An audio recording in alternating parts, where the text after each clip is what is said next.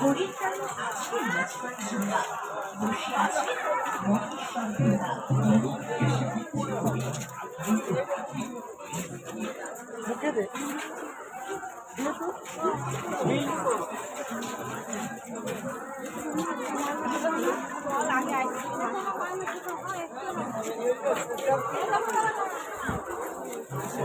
ಏನ್ ನಾಟಕ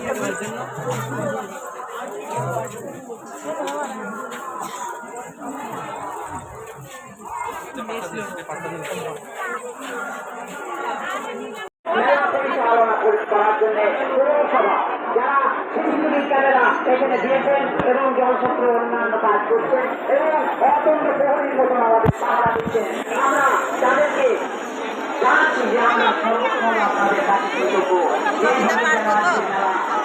চিরশান্তিতে সারাটা দিন